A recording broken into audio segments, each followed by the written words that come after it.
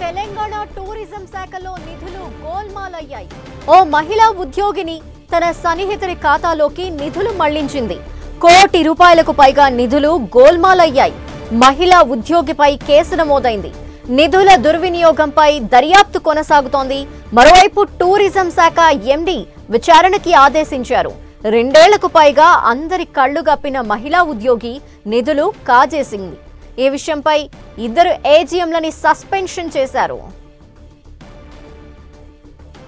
మరిన్ని వివరాలు మా ప్రతినిధి తిరుపతి చారి అందిస్తారు. తిరుపతి చారి,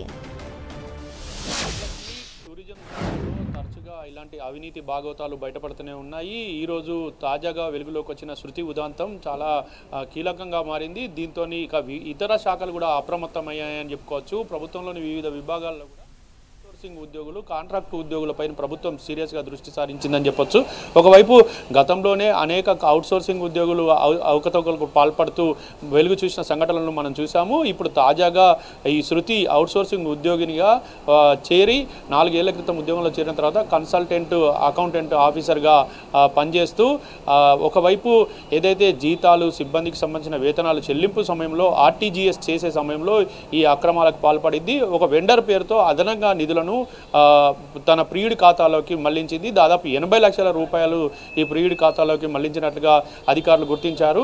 అయితే ఈ ఖాతాలకు మళ్లించడమే కాకుండా ఇంకా మిగతా కంటిన్యూగా అంటే 27 నెలలుగా ఈ తతంగం అంతా కొనసాగుతూ వస్తుంది. ఈ తతంగం కొనసాగుతున్న క్రమంలో ఎవరు కూడా గుర్తించని విధంగా చేస్తూ వచ్చారు. ఈ విషయాన్ని పర్యాటక శాఖలోని కొంతమంది అధికారులు ఈ విషయాన్ని గుర్తించి దీనిపైన సీరియస్గా తీసుకోవడంతో ఇక ఆమెను ఖచ్చితంగా ఆ డబ్బులు ఏదైతే రికవరీ చేయాలని చెప్పేసి ఆ శాఖ ఎండీ వల్లూరి క్రాంతి కూడా ఆదేశించారు. ఇంకా విచారణ కొనసాగుతుంది. ఇలాంటి ఫ్రాడ్స్ ఏమైనా జరిగాయని ప్రభుత్వ వివిధ శాఖల్లోని అధికారులు కూడా ఈ ఉదాంతాన్ని దృష్టిలో పెట్టుకొని దృష్టి సారించారని చెప్పొచ్చు. మొత్తానికైతే ప్రభుత్వంలో ఇలా గత కొంతకాలంగా అంటే దాదాపు 2 సంవత్సరాలకు పైగా ఇలాంటి తతంగం జరుగుతున్నా కూడా ఎలాంటి అధికారులకు అనుమానం రాకుండా కళ్ళు గప్పి ఇలాంటి వ్యవహారాలు చేయడం మాత్రం ఇది దారుణం అని చెప్పేసి ఉద్యోగులు చెప్తున్నారు. అయితే 3 ఏళ్లకోసారి బదిలీలు ఉంటాయి. ఆ బదిలీలను కూడా ప్రభుత్వం చేపట్టాలి. అవుట్సోర్సింగ్ ఉద్యోగులైన శాఖలను మార్చాలి. ఏళ్ల తరబడి వాళ్ళు అక్కడే విధులు నిర్వహించడం వల్ల ఇలాంటి అవకతవకలకు ఫైనాన్షియల్ ఫ్రాడ్ చేసే అవకాశం ఉందని చెప్తున్న పరిస్థితి ఉంది. ఉద్యోగులు ఈ విషయాన్ని చెప్తున్నారు. ధనలక్ష్మి. థాంక్యూ తిరుపతి.